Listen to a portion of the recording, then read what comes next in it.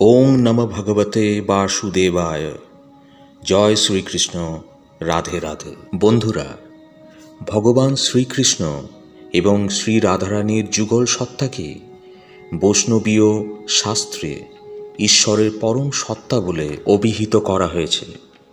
ভগবান শ্রীকৃষ্ণ নিজ মুখে উল্লেখ করেছেন, তার নাম হাজারবার জপ করলে লোকে যে ফল পায়, সেই ফল পাওয়া যায় মাত্র একটিবার রাধাকৃষ্ণ নাম জপ করলে। বলা হয়, রাধার সঙ্গে সম্মিলিত রূপে থাকলে তবেই কৃষ্ণের নামের আগে শ্রী সম্বোধন যুক্ত হয়। তাই যারা কৃষ্ণ জন্মাষ্টমী ব্রত পালন করেছেন তাদের রাধা অষ্টমী ব্রত পালন করা প্রয়োজন, তাহলেই পুণ্যফল লাভ হয়। তাই বন্ধুরা, যদি আপনি বাড়িতে এই বছর জন্মাষ্টমী পালন করে থাকেন তাহলে অতি অবশ্যই রাধা অষ্টমী ব্রতটিও পালন করুন। খুবই সহজ সরল ঘরোয়াভাবে আপনি এই ব্রতটি বাড়িতে বসেই পালন করতে পারেন। কিভাবে আপনি এই রাধা অষ্টমী ব্রতটি পালন করবেন? এই বছর 1432 বঙ্গাব্দ 2025 সালে এই রাধা অষ্টমী ব্রতটি কবে এবং কখন পড়ছে এবং এই ব্রতটি রাখার সময় শ্রী রাধারানীর উদ্দেশ্যে কোন মন্ত্রটি অবশ্যই উচ্চারণ করতে হয়, এই সমস্ত কিছুই এই ভিডিওতে আপনাদের সামনে বিস্তারিত আলোচনা করব। তাই যদি আপনি এই রাধা অষ্টমী ব্রতটি রাখতে চান তাহলে ভিডিওটি সম্পূর্ণ মনোযোগ সহকারে দেখুন। আশা করি এই ভিডিওটি আপনাকে সমৃদ্ধ করবে। নমস্কার দর্শক বন্ধুরা, ভালো সময় এই চ্যানেলে জানায় আপনাদের সুস্বাগতম। ভারতীয় দর্শন, শাস্ত্র এবং বিভিন্ন দেবদেবীর পুজো অর্চনা পদ্ধতি এই চ্যানেলের মূল আলোচনার বিষয়বস্তু। চলুন বন্ধুরা, এবার বিস্তারিত আলোচনায় প্রবেশ করা যাক। বন্ধুরা, জন্মাষ্টমীর ঠিক 15 দিন পরই পালন করা হয় রাধা অষ্টমী ব্রত। আর হিন্দু পঞ্চাঙ্গ অনুসারে আমাদের সমস্ত তিথি পালন করতে হয়। এই হিন্দু পঞ্চাঙ্গ অনুসারে এই বছর এই রাধা অষ্টমী ব্রত পালন করতে হবে আগামী 31 আগস্ট 14 ভাদ্র রবিবার দিন। এবছর এই রাধা অষ্টমী ব্রতের তিথি শুরু হচ্ছে আগামী 13 ভাদ্র 30 আগস্ট শনিবার রাত্রি 8:09 থেকে, যা থাকছে পরের দিন 14 ভাদ্র 31 আগস্ট রবিবার রাত্রি 10:04 পর্যন্ত। যেহেতু উদয়া তিথি মেনে আমাদের সকল ব্রত পালন করা হয়ে থাকে, তাই এই বছর এই রাধা অষ্টমী ব্রত পালন করতে হবে আগামী রবিবার দিন। শ্রী রাধারানী মধ্যাহ্নকালীন সময়ে জন্মগ্রহণ করেছিলেন, তাই রাধা অষ্টমী ব্রত পালনের এবং রাধা অষ্টমী পুজোর সবথেকে উপযুক্ত সময় এবছর রবিবার সকাল 11:15 থেকে দুপুর 1:38 পর্যন্ত। এই সময়ের মধ্যেই এবছর পারলে রাধা অষ্টমী পুজো সম্পন্ন করুন। এবার আসবো বন্ধুরা, ব্রতটি কিভাবে পালন করতে হয়। যে কোনো ব্রত পালনের পূর্বে এই বিষয়টি নিশ্চয়ই আপনি জানেন যে আগের দিন নিরামিষ আহার গ্রহণ করতে হয়। যদি সম্পূর্ণ দিন নিরামিষ আহার গ্রহণ করতে নাও পারেন, অন্তত আগের দিন রাত্রিকালীন আহারে অতি অবশ্যই নিরামিষ আহার গ্রহণ করতে হয়। এই বছর শনিবার দিন সর্বশেষ আহারটি অর্থাৎ রাত্রিকালীন যে খাবারটি, সেটি অবশ্যই নিরামিষ খাবেন এবং খাওয়ার পর রাত্রে ঘুমানোর আগে অবশ্যই ব্রাশ করে নিতে হবে। খাবারের টুকরো যেন মুখে লেগে না থাকে। এরপর রাধা অষ্টমীর দিন ভোর ভোর শয্যা ত্যাগ করতে হবে, অর্থাৎ এবছর রবিবার দিন সকাল সকাল ঘুম থেকে ওঠার পর প্রথমে সংকল্প গ্রহণ করবেন। মনে মনে এই সংকল্প গ্রহণ করবেন যে আজ আপনি নিষ্ঠা ও ভক্তি সহকারে এই ব্রতটি সম্পন্ন করার পরিপূর্ণ চেষ্টা করবেন।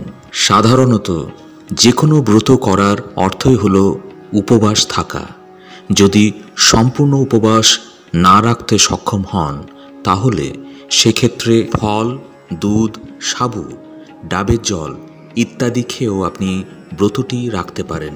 রবিবার দিন সকাল সকাল ঘুম থেকে উঠে সংকল্প গ্রহণ করার পর স্নান পর্বটি সেরে নেবেন এবং তারপর শুদ্ধ বস্ত্র পরিধান করে শ্রী রাধাকৃষ্ণের পুজোর জন্য আয়োজিত সামগ্রী এবং ভোগের আয়োজন করবেন।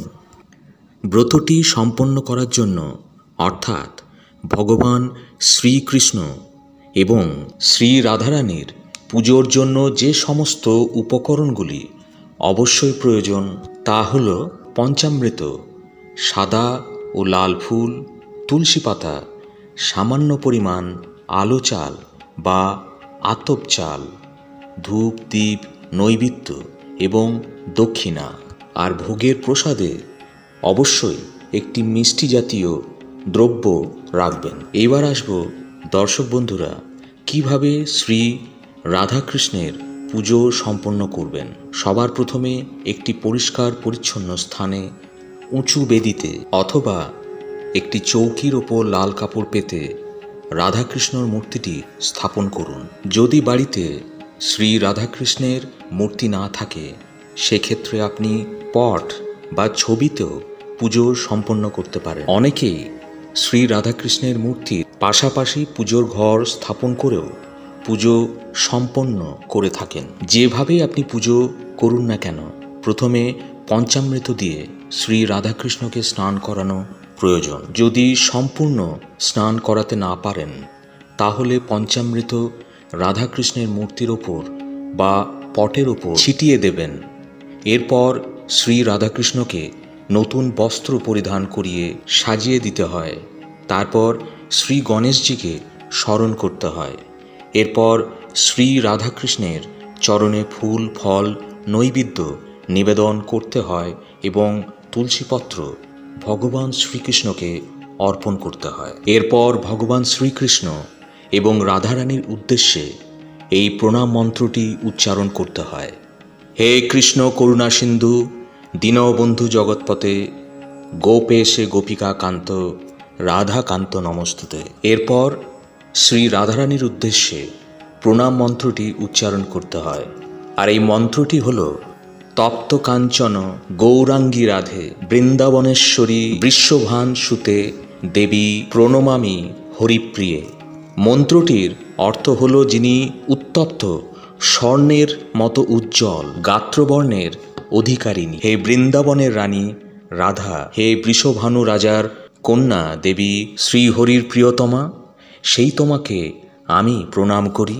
বন্ধুরা, মন্ত্র উচ্চারণে যদি অসুবিধা হয় আপনি এই কথাগুলো বলেও শ্রী রাধারানীর উদ্দেশ্যে প্রণাম নিবেদন করতে পারেন। এরপর শ্রী রাধারানীকে আরতি প্রদান করতে হয় এবং সবশেষে রাধা অষ্টমী ব্রত কথাটি পাঠ করতে হয়। এইভাবে রাধা অষ্টমী ব্রতটি সম্পন্ন করার পর সবার শেষে নিজের প্রার্থনা ভগবানের উদ্দেশ্যে ব্যক্ত করবেন। এই দিন সন্ধ্যাবেলায় যে বিষয়টি অবশ্যই করা প্রয়োজন তা হল সন্ধ্যায় তুলসী মঞ্চে অথবা শ্রী রাধাকৃষ্ণের মূর্তির সামনে একটি ঘিয়ের প্রদীপ অবশ্যই প্রজ্বলিত করবেন এবং এই সন্ধ্যাকালীন সময়ে এই রাধা অষ্টমী ব্রত কথাটি আবারও একটিবার পাঠ করবেন অথবা শ্রবণ করবেন। ব্রতটি সম্পন্ন হয়ে যাওয়ার পর যে দক্ষিণা ভগবানের উদ্দেশ্যে নিবেদন করেছেন সেটিকে কোনো দিন দুঃখী মানুষ অথবা ব্রাহ্মণ অথবা কোনো বিবাহিতা মহিলাকে দান করে দিতে হয়। পারলে এনাদের মধ্যে থেকে কোনো একজনকে আপনি ভোজন করাতে পারেন। শ্রী রাধারানীর জন্ম যেহেতু মধ্যাহ্ন সময়কালীন হয়েছিল, তাই রাধা অষ্টমী ব্রতের উপবাস আপনি পুজোর সময়কাল পর্যন্ত রাখতে পারেন অর্থাৎ, এবং তারপর পুজোর প্রসাদ গ্রহণ করে আপনি উপবাস ভঙ্গ করতে পারেন। তবে সম্পূর্ণ দিনও আপনি উপবাস রাখতে পারেন। যদি সম্পূর্ণ দিন আপনি রাধা অষ্টমী ব্রতের উপবাস রাখেন তাহলে সেক্ষেত্রে পারণ ক্রিয়া সম্পন্ন করা প্রয়োজন। পরের দিন 15ই ভাদ্র 1 সেপ্টেম্বর সকাল 9:32 মধ্যেই রাধা অষ্টমী ব্রতের উপবাস আপনি সম্পূর্ণ রবিবার দিন রাখবেন নাকি রবিবার দিন দুপুর পর্যন্ত রাখবেন, এটি সম্পূর্ণ আপনার নিজস্ব বিষয়। আশা করি দর্শক বন্ধুরা এই ভিডিও থেকে রাধা অষ্টমী ব্রতের সম্পর্কে অনেক কিছু জানতে পেরেছেন। এরপরও যদি এই সংক্রান্ত কোনো প্রশ্ন বা মতামত থাকে নিচের কমেন্ট বক্সে অবশ্যই জানাবেন। ভগবান শ্রীকৃষ্ণ এবং শ্রী রাধারানীর কৃপায় আপনার ও আপনার পরিবারের সার্বিক মঙ্গল হোক, এই কামনা করে আজকের মতো ভিডিওটি এখানে শেষ করলাম। নমস্কার, ধন্যবাদ। ঈশ্বর আপনার মঙ্গল করুন।